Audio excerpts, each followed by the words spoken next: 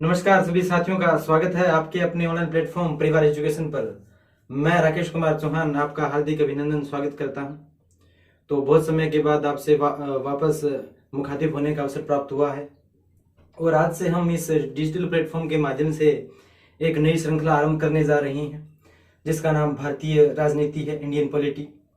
और जहां तक मैं समझता हूं फिलहाल जितनी भी जो ट्रेंडिंग वैकेंसियां हैं, ठीक है, जैसे कि ईओ है, आरओ है, एसआई है और इसके अलावा एलडीसी और जितने भी कॉम्पिटिटिव एग्जाम हैं जिसकी आप तैयारी कर रहे हो, ठीक है, उसके अंदर जो भी राजनीति विज्ञान का जो पोर्शन लगता है, जो भी सिलेबस लगता है, हमारे इस प्लेटफॉर्म के माध्यम से ये प्रयास किया जाएगा कि आप तक वो जो कंटेंट है निःशुल्क और ऑथेंटिक और बिल्कुल सरल रूप में आप तक पहुंचाया जाए। इसी कड़ी को आरंभ करने जा रही हैं। आज अपने भारतीय राजनीति का उद्घाटन बोल सकता हूँ आरंभ करने जा रही हैं और इसके तहत हम सबसे पहले स्टेप बाय स्टेप प्रत्येक टॉपिक को बिल्कुल बेसिक से क्लियर करते हुए आराम आराम से आसान भाषाओं में समझने का प्रयास करेंगे। क्योंकि सर राजनीति विज्ञान जो सब्जेक्ट है वो थोड़ा सा टिपिकल सब्जेक्ट इसलिए लगता है अपने को क्योंकि ये सारे का सारा शब्दों का खेल है।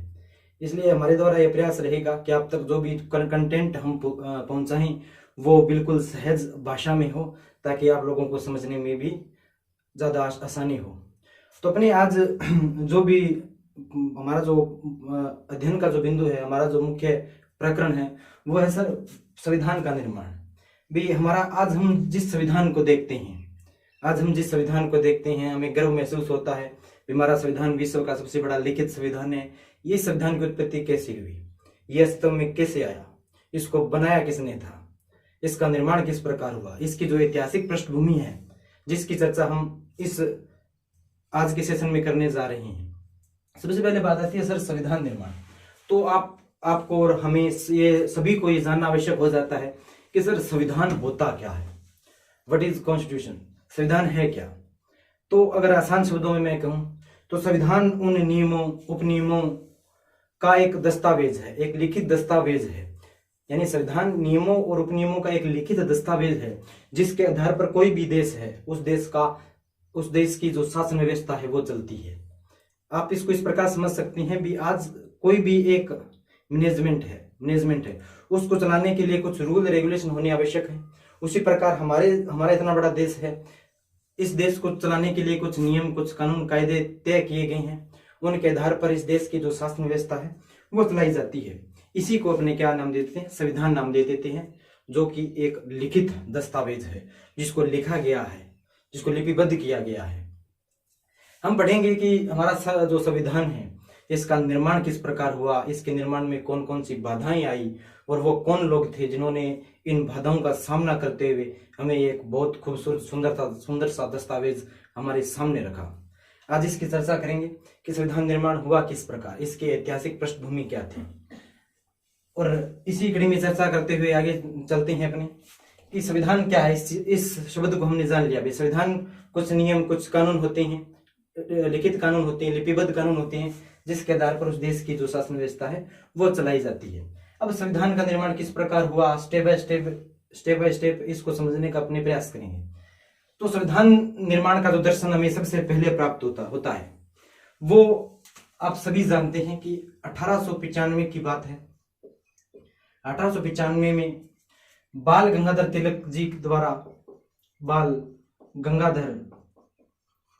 तिलक जी द्वारा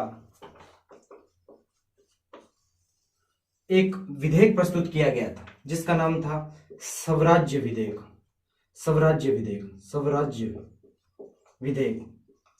और इस स्वराज्य विधेयक में हमें सबसे पहले सर्वप्रथम जो भारतीय संविधान है इसका जो दर्शन है, इसकी जो फिलोसॉफी है अपने को प्राप्त होती है।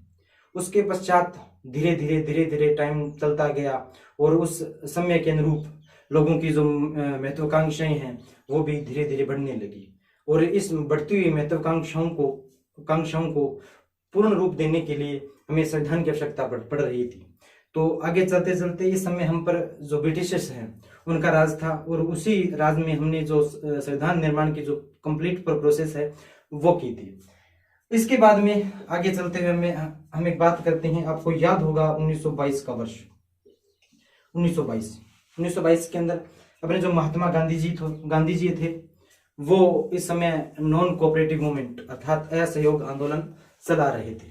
असहयोग आंदोलन के दौरान सर्वप्रथम महात्मा जो गांधी हैं, गांधी जी ने कहा था कि जो भारतीय संविधान है, कि भारत के लिए जो संविधान है वो जनता की इच्छा से बनाया जाएगा, कि जो भारत का संविधान है वो भारतीय जो जनता है वो क्या चाहती है, उनके मन में क्या है, वो अपने लिए कौन कौन से नियम, कौन कौन से कानून चाहती है। तो भारतीय संविधान जो है भारतीय जनता की इच्छा के अनुसार ही बनाया जाना चाहिए। ये बात कौन कहता है? सर महात्मा गांधी ये बात कहते हैं। उसके पश्चात 1925 का वर्ष आता है। 1925 के अंदर दिल्ली के अंदर एक सर्वदलीय सम्मेलन बुलाया गया था।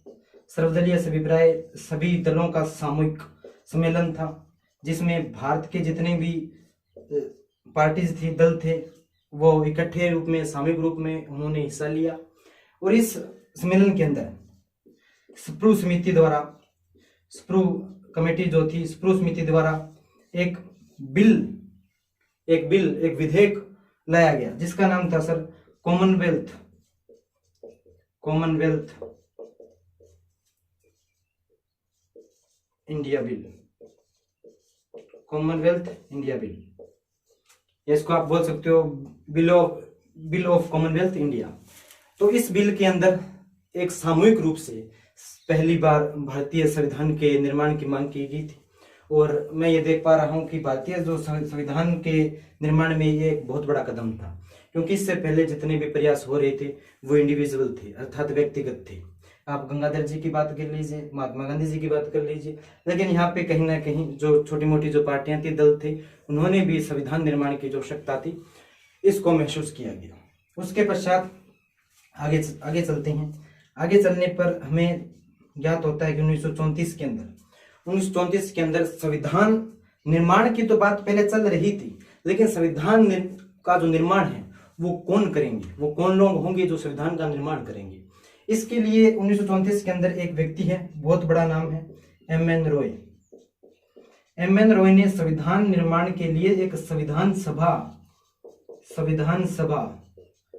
कॉन्स्टिट्यूशन असेंबली, संविधान सभा के निर्माण की बात कही कि भारतीय जो संविधान है उसका निर्माण एक संविधान सभा द्वारा होना चाहिए। तो अगर प्रश्न पूछ ले, सर्वप्रथम औपचारिक रूप से संविधान सभा की जो मांग है या संविधान सभा का जो विचार है वो सबसे पहले किसके द्वारा दिया गया था? तो एम.एन. रॉय थे। और इसी दौर की बात है, 1934 के अंदर ही सर्वप्रथम जो कांग्रेस पार्टी है, कांग्रेस पार्टी अब तक संविधान सभा की जो मांग है उसको अपना औपचारिक समर्थन नहीं दे पा रही थी, लेकिन 1934 तक आते आते कांग्रेस ने भी संविधान सभा की जो मांग है उसको औपचारिक समर्थन प्रदान कर दिया। उसके पश्चात आगे अगर अपने देखते हैं तो 1936 के अंदर फैजपुर अधिवेशन होता है, जो कि अगर आपने पढ़ा है इतिहास तो पता होगा। 1936 का जो फैजपुर अधिवेशन है वो कांग्रेस का ऐसा पहला अधिवेशन था जो किसी गांव में हुआ था, विलेज में हुआ था। उसके पश्चात 1936 फैजपुर अधिवेशन, ठीक है। उसके पश्चात इंपॉर्टेंट डेट 1938 आप सभी जानते हैं। 1935 का एक्ट, भारत शासन अधिनियम 1935 भारतीय इतिहास या मैं कहूं भारत का जो संवैधानिक इतिहास है इसके अंदर एक मील का पत्थर साबित होता है। आप उससे पहले कितने भी एक्ट उठाकर देख लीजिए, और 1935 के पश्चात हमारी जो राजनीतिक पृष्ठभूमि है वो बिल्कुल चेंज हो जाती है, क्योंकि सबसे पहले हमें जो चुनाव है, वोटिंग का अधिकार इसके तहत दिया गया था। इसके तहत सबसे पहले भारत के अंदर चुनाव हुए, चुनावों के दौरान कांग्रेस पार्टी की सरकार बनती है, ठीक है। ये सभी बातें हम इतिहास में भी पढ़ेंगे। तो 1938 के अंदर जवाहरलाल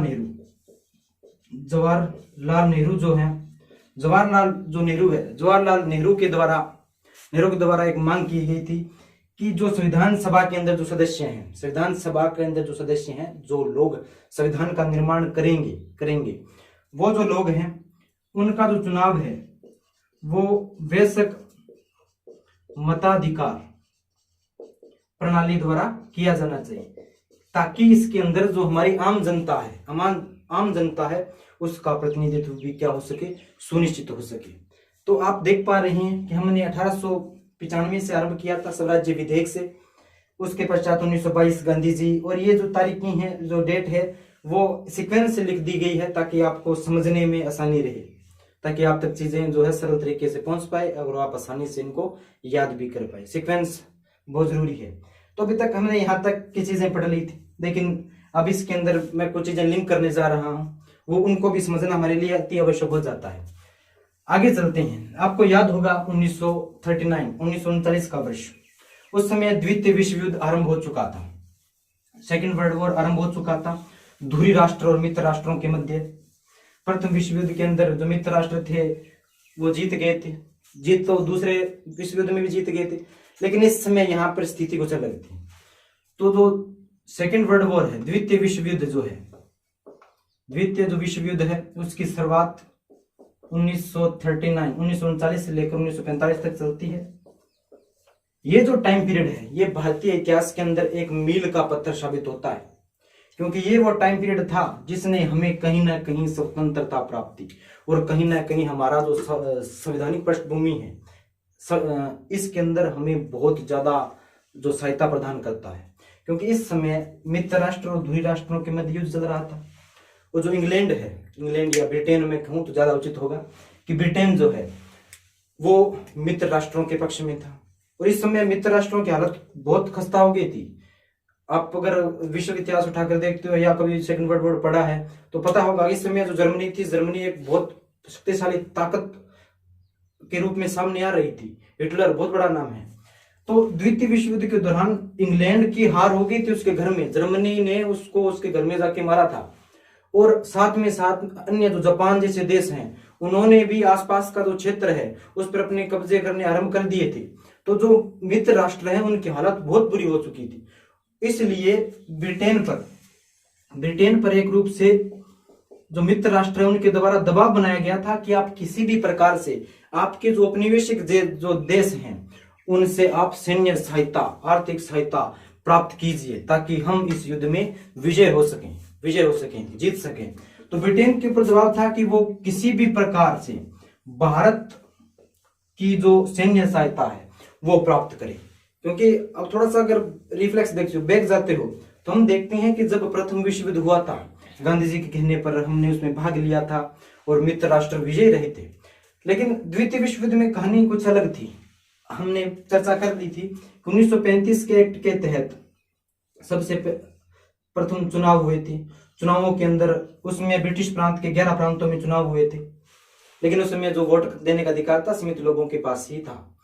तो 11 प्रांतों में से 8 प्रांतों के अंदर कांग्रेस की सरकार बनी, जिनमें से 6 प्रांत ऐसे थे जिनमें कांग्रेस की बहुमत से सरकार बनी थी, 2 के अंदर गठबंधन के रूप में बनी थी।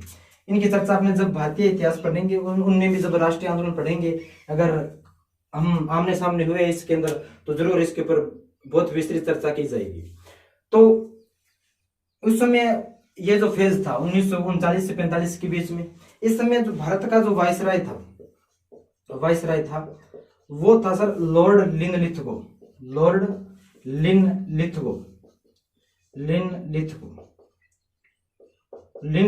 इसमें भारत का वायसराय था। और इस समय कांग्रेस की सरकार थी, यहाँ पे कांग्रेस 11 प्रांतों में से 8 में कांग्रेस की सरकार थी, कांग्रेस का मंत्रिमंडल था। लेकिन लॉर्ड लिनलिथगो ने बिना कांग्रेस से पूछे भारतीयों को इस युद्ध में धकेल दिया, अर्थात ये घोषणा की गई थी कि भारतीय जो अवाम है वो आप जो इंग्लैंड है, ब्रिटेन है, उनके साथ में है। इसी से नाराज होते हुए जो कांग्रेस मंत्रिमंडल है उन्होंने आगे जाकर इस्तीफा दे दिया था। हम पढ़ते हैं इस्तीफा दे दिया कांग्रेस मंत्रिमंडल ने, ठीक है। तो इस्तीफा दे दिया गया था। उसमें वायसराय कौन था? Lord Linlithgow. अब इनके ऊपर भी एक राजनीतिक दबाव ये था भी आप किसी भी प्रकार से जो भारतीय जो जनता है, भारतीय जो लोग हैं, उनकी सहानुभूति प्राप्त कीजिए, उनको अपनी ओर आकर्षित कीजिए, उन्हें आप इस युद्ध में शामिल होने के लिए कहीं ना कहीं कन्विंस कीजिए, उनका समर्थन हासिल कीजिए। तो लिनलिथगो के द्वारा एक प्रस्ताव लाया जाता है और इसी प्रस्ताव को हम एक नाम दे देते हैं अगस्त प्रस्ताव। क्या नाम दे देते हैं सर? अगस्त प्रस्ताव। आप सीधा शब्दों से समझ पा रहे हैं कि अगस्त में आया होगा, अगस्त प्रस्ताव अगस्त में आया होगा। अगर इसकी एग्जैक्ट तारीख देखें तो 8 अगस्त की बात थी और 1940 8 अगस्त 1940 को अगस्त प्रस्ताव प्रस्तुत किया गया था। किसके द्वारा? लॉर्ड लिनलिथगो के द्वारा। क्यों किया गया था?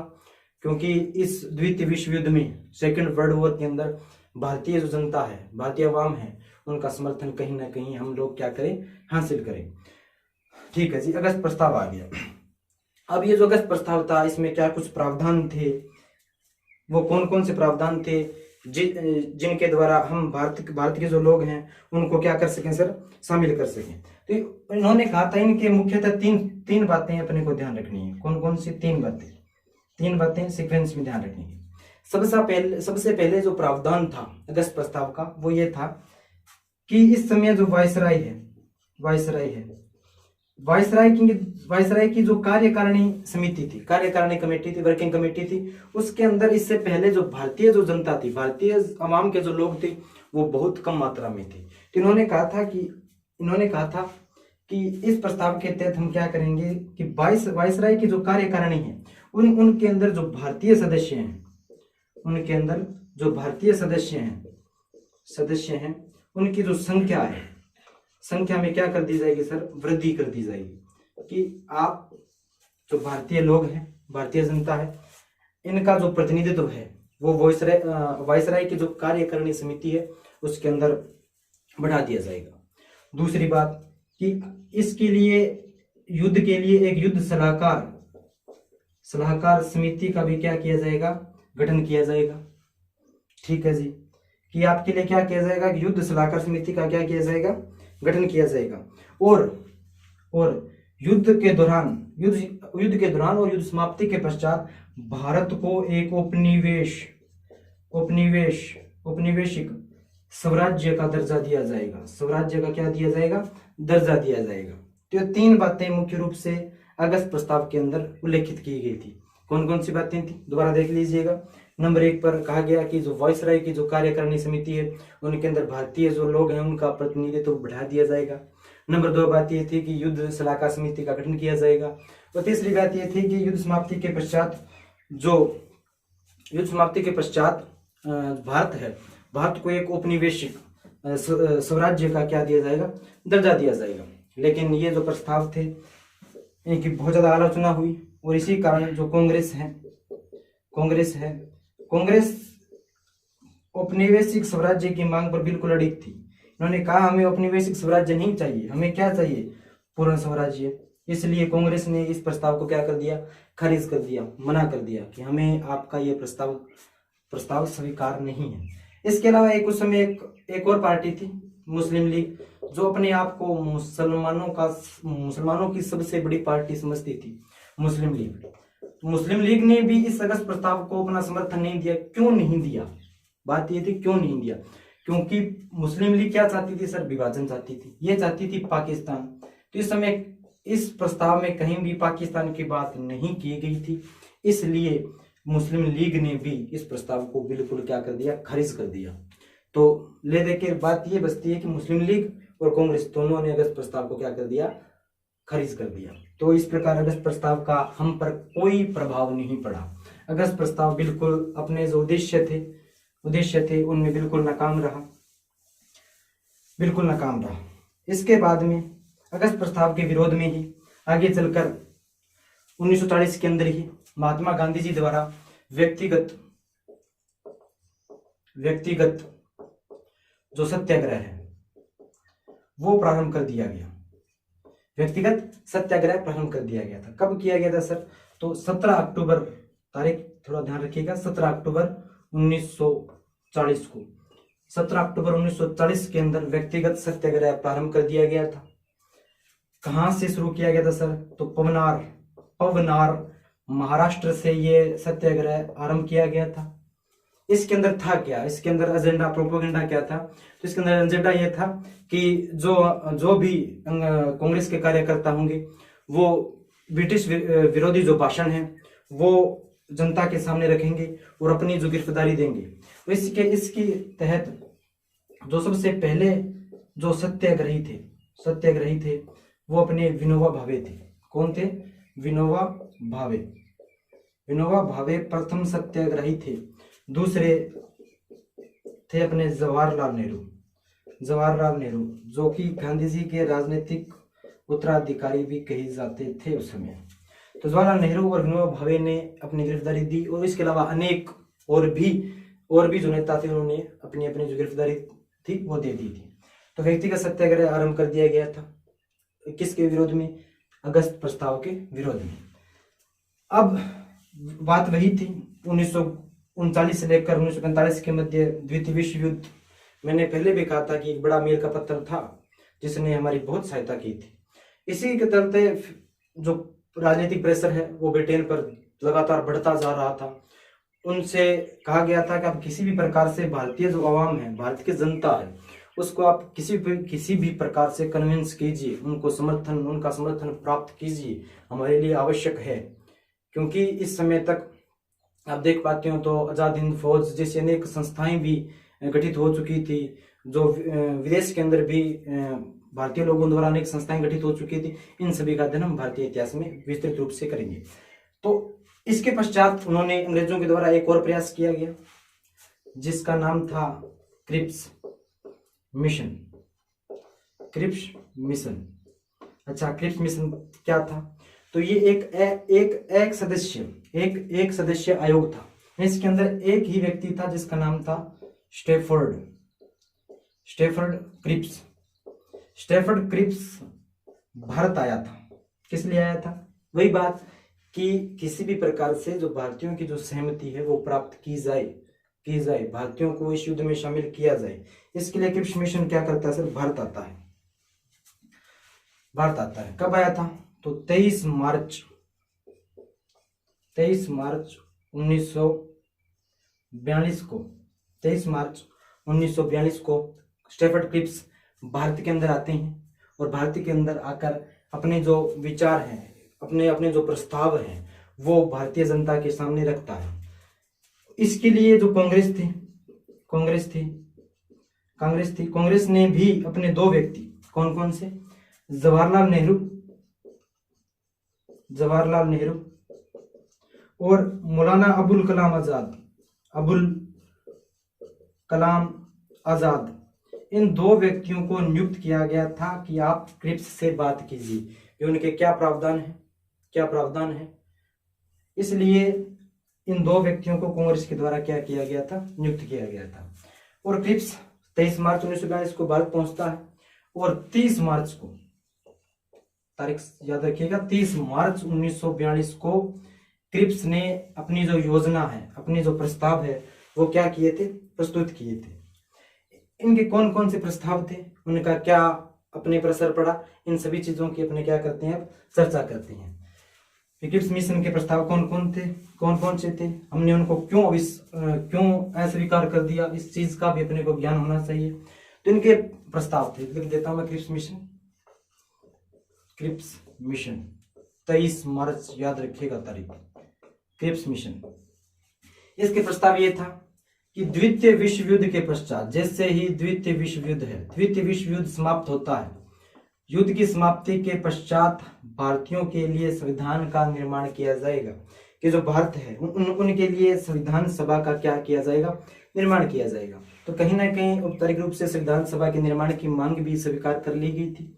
अगर प्रश्न ये पूछे भी, सर्वप्रथम जो अंग्रेजों ने सर्वप्रथम संविधान जो निर्माण की जो मांग है हमारी, उनको औपचारिक रूप से सबसे पहले कब स्वीकार किया था? तो हमारा उत्तर होगा अगस्त प्रस्ताव में सबसे पहले अंग्रेजों ने हमारी जो मांग थी कि हमारे लिए एक संविधान का निर्माण होना चाहिए, उस मांग को उन्होंने स्वीकार कर लिया था। ताकि चलकर संविधान सभा, उन्होंने कहा कि द्वितीय विश्व युद्ध के पश्चात हम क्या करेंगे? संविधान सभा का क्या कर देंगे? निर्माण कर देंगे। क्यों द्वितीय युद्ध के पश्चात ही क्यों? ये बड़ा प्रश्न था। और इनके और भी कुछ प्रस्ताव थे, जैसे कि इन्होंने कहा था कि इस संविधान सभा के अंदर हम जो भारतीय राज्य हैं, ब्रिटिश प्रांत है, भारतीय जो राज्य हैं और जो देसी रियासतें उस समय थी, देसी राज्य हैं, इनको भी शामिल करेंगे। भी इनके जो प्रतिनिधि हैं, भारतीय राज्यों और देसी राज्यों के जो प्रतिनिधि हैं, उनको संविधान सभा के अंदर क्या किया जाएगा सर? शामिल किया जाएगा। तीसरी बात, बड़ी शानदार सी बात कही, ये इसका टर्निंग पॉइंट भी बोल सकता हूँ इस प्रस्ताव का। इन्होंने कहा था कि अगर चाहे तो देसी रियासतें जो हैं, देसी रियासतें हैं जो ये संविधान सभा जिस संविधान का निर्माण करेगी, अगर आपको लगता है कि ये संविधान हमारे लिए उचित नहीं है, दोबारा सुनिएगा, कि अगर इन देशी जो रियासतें इनको लगता है कि अगर ये जो संविधान सभा है, ये जिस संविधान का निर्माण कर रही है, अगर वह हमारे लिए उपयुक्त नहीं है, आवश्यक नहीं है, अगर हमें लगता है कि हमारे लिए कोई जरूरी नहीं है, तो वो इस संविधान का क्या कर सकती है, बहिष्कार कर सकती है। इस संविधान को मानना उनके लिए कोई बाध्यता नहीं है, किसी भी प्रकार की कोई बाध्यता नहीं है। वे चाहें तो अपना क्या बना सकते हैं, अलग संविधान बना सकते हैं। ये जो तीसरा पॉइंट है, ये इस क्रिप्स मिशन की सबसे बड़ी और सबसे महत्वपूर्ण बात थी, जिसके कारण क्रिप्स मिशन असफल हुआ था। इसके अलावा इन्होंने कुछ और भी मांगे की थी कि इस द्वितीय विश्व युद्ध के पश्चात भारत को एक औपनिवेशिक जो साम्राज्य है उसका दर्जा दिया जाएगा वगैरह।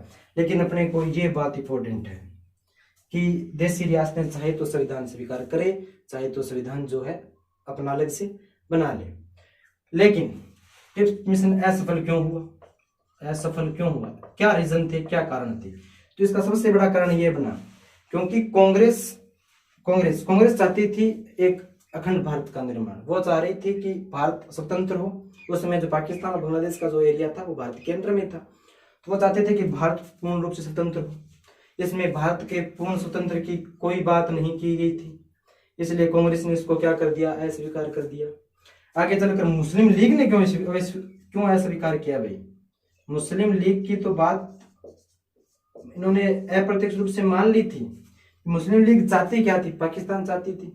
इन्होंने स्पष्ट रूप से कह दिया कि अगर देशी रियासतें चाहे तो इस संविधान को न माने, अपना स्वतंत्र अस्तित्व रख सकती है।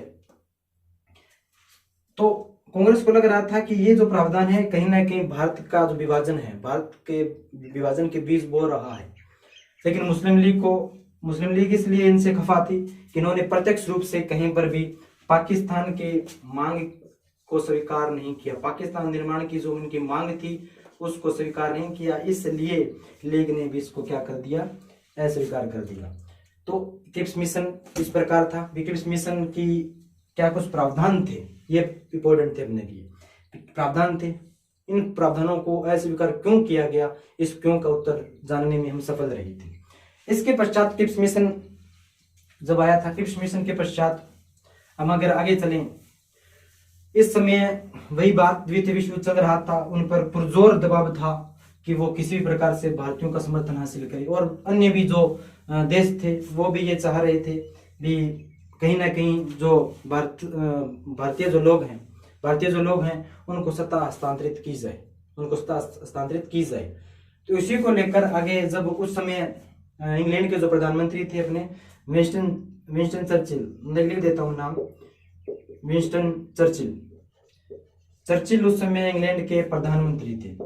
और इस संवैधानिक गतिरोध को दूर करने के लिए ये लगातार प्रयासरत थे वे किसी भी प्रकार से ये जो संवैधानिक गतिरोध है ये दूर हो जाए, हम भारतीयों का समर्थन प्राप्त करने में सफल हुए। इसके लिए इन्होंने वेवल को यहाँ का क्या बनाया, वाइसराय बनाया था। लेकिन इससे पहले की एक बात और बता देता हूँ आपको। जब 1922 के अंदर क्रिप्स जब भारत आया था तो क्रिप्स मिशन की जो मांगे थी, उन मांगों को देखकर दो बड़े स्टेटमेंट याद रहने चाहिए अपने को। क्रिप्स मिशन के विरोध में महात्मा गांधी जी ने एक बात कही थी। गांधी ने कहा था कि जो क्रिप्स मिशन है वो पोस्ट डेटेड चेक अर्थात उत्तर तिथीय चेक है, इसकी कोई वैल्यू नहीं है। जो चीजें हमने, याद करो 1928 के अंदर जो चीजें हमने नेहरू रिपोर्ट के अंदर मांगी थी, आप वो चीजें देने जा रहे हो, इसका कोई मतलब नहीं है। तो गांधी ने इसको पोस्ट डेटेड चेक की संज्ञा दी। नेहरू ने इसको कहा कि ये जो चेक है वो भी उस बैंक के नाम है जो क्या हो चुका है, दिवालिया हो चुका है। और उसका पूरी तरीके से क्या निकल चुका है, दिवाला निकल चुका है। इसलिए इसका कोई औचित्य नहीं है। और तीसरा याद रहे तो रख लेना जी, पट्टाभी सीतारमैया, पट्टाभी सीतारमैया, इन्होंने कहा था कि क्रिप्स मिशन कुछ नहीं है, क्रिप्स मिशन अगस्त प्रस्ताव का, अगस्त जो प्रस्ताव अपने सामने आया था, अगस्त प्रस्ताव का ही परिवर्तित संशोधित रूप ही क्या है, क्रिप्स मिशन है। तो 3 स्टेटमेंट कभी कभार पूछ लेते हैं एग्जाम में, थोड़ा अपने को पता होना चाहिए। क्रिप्स मिशन को पोस्ट डेटेड चेक की संज्ञा गांधी ने दी थी और दिवालिया बैंक की संज्ञा नेहरू ने दी थी, और इसको अगस्त प्रस्ताव का ही संशोधित रूप किसने कहा था, तो कहा था पट्टाभी सीतारमैया ने। इसके विरोध में हम जब भारतीय इतिहास पढ़ते हैं तो हमारे सामने एक आता है, भारत छोड़ो आंदोलन प्रारंभ कर दिया गया था। भारत छोड़ो आंदोलन जो प्रारंभ हुआ था वो समय गांधी जी का एक बहुत बड़ा कदम था, बहुत बड़ा कदम था। वे असहयोग जो भारत छोड़ो आंदोलन है वो आरंभ करना उस समय गांधी जी की जो राजनीतिक कूटनीतिज्ञ है उसका बड़ा परिचायक था वो, कि इस हालात में उन्होंने भारत छोड़ो आंदोलन प्रारंभ कर दिया था। 14 जुलाई 1942 की बात है, वर्धा महाराष्ट्र के अंदर गांधी जी और कांग्रेस की जो वर्किंग कमेटी थी, कार्यकारिणी समिति थी, उनके द्वारा भारत छोड़ो आंदोलन का जो प्रस्ताव था उसका अनुमोदन किया गया। और 8 अगस्त 1942 को बंबई के ग्वालियर टैंक मैदान के अंदर में वहां से अपना जो भारत छोड़ो आंदोलन था वो प्रारंभ कर दिया गया था। 9 अगस्त को हम सभी पढ़ते हैं कि ऑपरेशन जीरो पावर के तहत इन बड़े बड़े नेताओं को गिरफ्तार भी कर लिया गया था। और इस आंदोलन के अंदर गांधी जी ने एक नारा दिया था, डू और डाई, मरो या मारो, करो या मारो, करो या मारो, ये नारा भी दिया था। ये चीजें अपने को पता होनी चाहिए। इतने सब चीजों के बाद में विंस्टन चर्चिल ने वेगल को भारत का नया वायसराय नियुक्त किया था। ये बात सर 1945 तक पहुंच चुके हैं। 1945 वायसराय नियुक्त करते हैं और वेवल ने एक योजना प्रस्तुत की जिसका नाम था वेवल योजना। इन्होंने अपने कुछ इंडिविजुअल विचार दिए थे, भारतीयों के सामने रखे थे, किस प्रकार हम संविधान का निर्माण कर सकते हैं, हमारे सामने जो परेशानियां आ रही है उनका समापन भी इस प्रकार हम कर सकते हैं। तो वेवल योजना जो थी 14 जून 1945 को वेवल द्वारा वेवल योजना प्रस्तुत की गई थी। अच्छा, वेवल योजना में था क्या? वेवल योजना में यही था, वही बात कि द्वितीय विश्व युद्ध की समाप्ति के पश्चात भारतीयों के लिए एक संविधान सभा का निर्माण किया जाएगा जो कि संविधान का निर्माण करेंगे। दूसरी महत्वपूर्ण बात यह रही थी कि इसके अंदर जो संविधान सभा है इसके अंदर हम हिंदू और मुस्लिम यानी भारतीय और जो अन्य जो मुसलमान हैं उनको बराबर का क्या देंगे, प्रतिनिधित्व देंगे। और वायसराय और जो हमारा जो देश है, देश के उस समय हम देखते हैं कि जो शक्तियां थी वो 3 विश्व में बटी हुई थी, आज भी बटी हुई है। जिस प्रकार हम देखते हैं संघ सूची, राज्य सूची, समृद्धि सूची, उसी प्रकार उसमें भी इस प्रकार की सूचियां थी और उनके तहत शक्तियों को बांटा गया था। तो इन्होंने कहा था कि वायसराय के पास जो सैन्य शक्ति है, संचार शक्ति है, ये जो शक्तियां हैं ये वायसराय के पास रहेगी और अन्य जो शक्तियां वो भारतीय जो लोग हैं उनको हस्तांतरित कर दी जाएगी। और तीसरी जो सबसे महत्वपूर्ण बात ये कही गई थी कि अपना जो आंदोलन चल रहा था भारत छोड़ो आंदोलन, इसके अंदर जिन लोगों को गिरफ्तार किया गया है उनकी भी क्या कर दी जाएगी, रिहाई कर दी जाएगी, उनको भी हम रिहा कर देंगे। और इस वेवल योजना के तहत आगे चलकर शिमला के अंदर एक बैठक बुलाई गई थी जिसका नाम था शिमला समझौता। अब ये शिमला समझौता क्या था इसको भी देख लीजिए अपने। शिमला जो सम्मेलन था वो शिमला के अंदर हुआ था। सिंपल सी बात है, नाम से भी पता चल रहा है। शिमला समझौता क्या था? तो शिमला सम्मेलन है वो कब से कब तक रहा था? तो 25 जून से लेकर 14 जुलाई तक वर्ष 1945 का ही चल रहा है। शिमला के अंदर एक बैठक होती है जिसके अंदर भारत के अंदर जितने भी राजनीतिक दल थे उनको वहां पे बुलाया गया था और ये कहा गया था कि आप में से कुछ जो प्रतिनिधि हैं उनको निर्वाचित या मनोनीत करके हम संविधान सभा का निर्माण करना चाहेंगे। तो 25 जून 14 जुलाई और 25 जून से लेकर 14 जुलाई 1945 तक ये शिमला सम्मेलन हुआ था। अच्छा, इनके अंदर ये शिमला सम्मेलन के अंदर लगभग 22 जो प्रतिनिधि हैं उन्होंने क्या लिया था सर, भाग लिया था। शिमला सम्मेलन के अंदर लगभग जो 22 प्रतिनिधि हैं, 22 जो प्रतिनिधि हैं, उन्होंने क्या लिया था, भाग लिया था। अच्छा, ये असफल क्यों हुआ था, इसका रीजन क्या था, ये बहुत इंटरेस्टिंग सी बात है भी। इस समय दो बड़ी पार्टियां थी, कांग्रेस और मुस्लिम लीग। कांग्रेस के अंदर भी मुसलमान थे, मुस्लिम लीग के अंदर तो वैसे भी मुस्लिम लीग जो अपने आप को सबसे बड़ी पार्टी मानती थी मुसलमानों की। तो मुस्लिम लीग की एक बात ये थी कि संविधान सभा के अंदर जितने भी मुस्लिम वर्ग से जो भी लोग, जो भी प्रतिनिधि हैं, वो निर्वाचित होंगे या उनका जो मनोनयन होगा वो मुस्लिम लीग से ही होना चाहिए, वो मुस्लिम लीग से ही होना चाहिए। जबकि कांग्रेस इस बात पर अड़िग थी। उन्होंने एक नाम दिया था, किसका, अब्दुल कलाम आजाद का, संविधान सभा में निर्वाचन के लिए।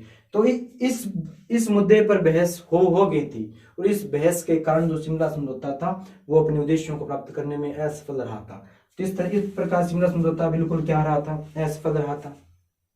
और शिमला सम्मेलन के असफल के पश्चात आप देखते हो इंग्लैंड के अंदर चुनाव हो जाते हैं, उस समय उसमें इटली की नई सरकार बन जाती है, और इटली की नई सरकार ने इस समय जो भारत के अंदर जो भी संवैधानिक जो गतिरोध था उसको दूर करने के लिए अनेक योजनाएं प्रस्तुत की, और उसी का एक परिणाम था कैबिनेट मिशन 1946। और कैबिनेट मिशन की बहुत सारी बातें हैं। कैबिनेट मिशन आया था, उसने अपनी योजना कब प्रस्तुत की थी, उस योजना के क्या क्या उद्देश्य थे, इसके तहत एक संविधान सभा का निर्माण किया गया था, और उस संविधान सभा के द्वारा संविधान का निर्माण किया गया था, अंतरिम सरकार का निर्माण किया गया था। तो ये सभी जो चीजें हैं उनका अध्ययन हम अगली क्लास में करेंगे। और आज जो हमने पढ़ा है बिल्कुल बहुत ही सीक्वेंस में पढ़ा है, आराम से पढ़ा है, और मेरी ये आशा है कि आप इसको अच्छे तरीके से समझ पाए होंगे। और हमसे जुड़ने के लिए धन्यवाद। आगे भी ये क्लास जारी रहेगी। आपका बहुत बहुत धन्यवाद।